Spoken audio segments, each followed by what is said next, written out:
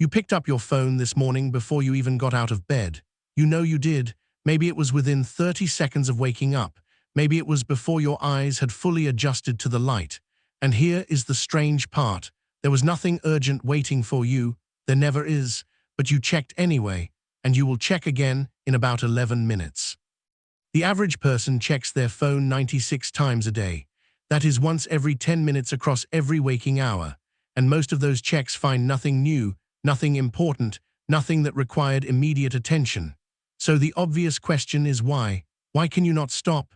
Why does the pull feel almost physical, like a gentle but persistent tug from somewhere below your conscious thought? The answer has almost nothing to do with your phone. It has almost everything to do with the kind of creature you are. And the kind of creature you are was built in a world that no longer exists. Your brain is approximately 300,000 years old in its current form. The model has not been significantly updated since then. The hardware running your life right now was designed for the African savanna, for small nomadic groups, for a social reality where missing a signal could mean the end of your life. And that ancient brain, the one scanning your environment for threats and opportunities every few seconds, is the same brain holding your phone right now. Your ancestors did not survive because they were the strongest. Evolutionary anthropologist Sarah Brosnan at Georgia State University has spent years studying how social monitoring functions in primates, and what her work reveals is striking. Staying connected to your group, reading the emotional and social landscape around you, knowing who was angry and who was pleased, who had food and who was empty-handed, these were survival skills of the highest order. A human who lost track of the social environment did not thrive. Often they did not survive at all. So your brain evolved into a social monitoring machine. It was rewarded for constant attention to signals from other people. It was punished through anxiety and isolation when it fell behind. Every rustle in the grass, every shift in expression on a fellow tribe's member's face, every change in the group's behavior, your brain tracked it all because tracking it all kept you alive. Now hold that phone in your hand. Every notification is a rustle in the grass. Every message is a signal from the social group.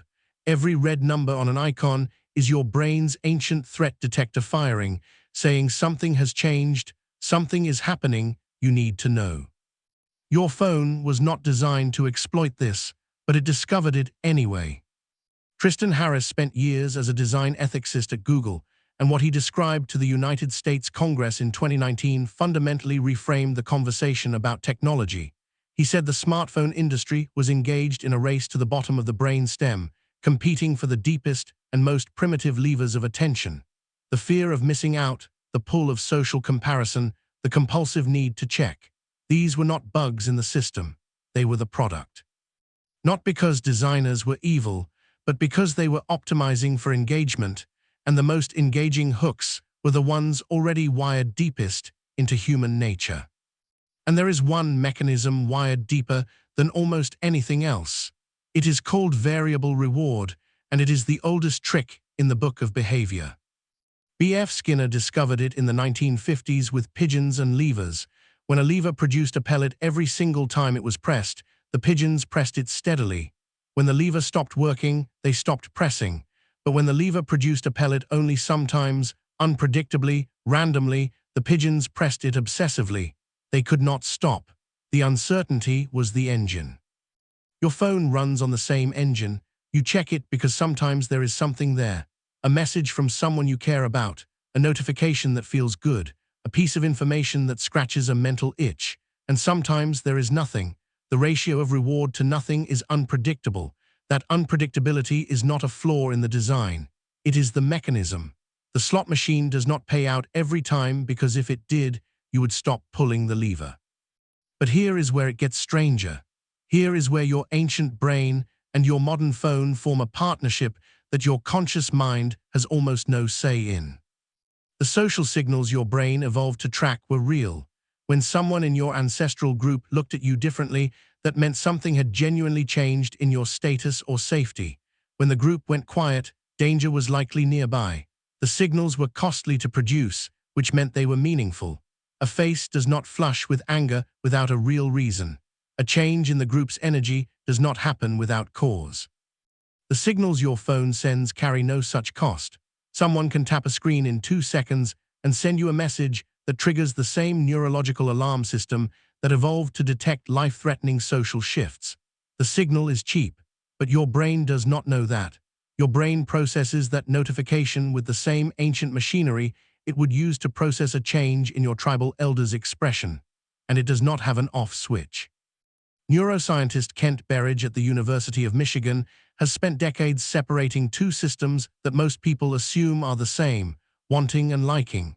His research has shown that the brain has distinct circuits for each. Liking is pleasure, wanting is craving, and the wanting circuit, which is driven by dopamine, can operate completely independently of whether you actually enjoy what you are reaching for. This means you can want to check your phone without liking what you find. You can reach for it in a moment of boredom and feel vaguely disappointed when there is nothing there, and then reach for it again 6 minutes later with the same pull. The wanting system does not update based on the liking system's report. It keeps running the drive regardless. Your thumbs move before your mind decides to move them. That is not hyperbole. That is neurological fact. The motor action is initiated by the brain's automatic systems hundreds of milliseconds before your conscious awareness catches up. You have already picked up the phone before you have made a conscious choice to pick it up, which means your will, in this context, arrives late to a party that started without it. None of this is your fault, but it is your responsibility to understand. And understanding starts with recognizing something that the technology industry would prefer you not think too hard about. Your attention is the product, not the thing you are looking at on your phone. Your attention itself. Every minute your eyes spend on a screen is being measured, analyzed, sold, and used to make the next minute more likely to happen. You are the resource being extracted. And the extraction works so efficiently because the machinery being used against you is 300,000 years old and has never been wrong before. On the savannah, your anxious, constantly scanning, socially hyper-aware ancestors outlived the ones who could switch off, the ones who checked obsessively whether the group was safe, whether the environment had changed, whether something new had happened. Those are the ones whose genes are in your body right now. Vigilance was selected for. Presence was dangerous.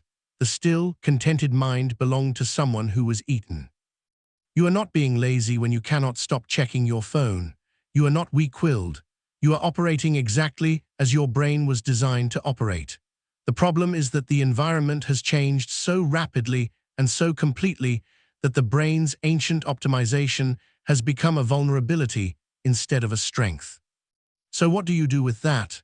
Because knowing the mechanism does not automatically break its grip. Knowing that the slot machine is rigged does not stop the hand from reaching. The answer, frustratingly, is not to fight the urge with willpower. Willpower is cortex. The craving is amygdala and dopamine. The cortex loses that fight more often than not. The answer, instead, is to redesign the environment, because just as your brain responds automatically to the signals your phone sends, it also responds to signals you do not send. A phone in another room is a phone that cannot tug at you. Notifications turned off are signals that cannot fire. The absence of the trigger is more powerful than the presence of your resistance. Your ancestors were not strong enough to fight the scream of a survival signal any more than you are. They were simply wise enough to build their camps in places where the dangers were fewer. You can do the same, not because you are weak, but because you understand the machinery well enough to stop letting it run your life. Tonight, when you put your phone down before bed and you feel that vague restlessness, that low-level anxiety that something might be happening somewhere that you are not seeing, you will know exactly what that feeling is. It is 300,000 years of survival instinct looking for a threat that is not there. And for the first time, you can look back at it and say, I know what you are, and I do not need to obey. That is the same phone you picked up before your eyes had even adjusted this morning. Same device, same pull, different understanding.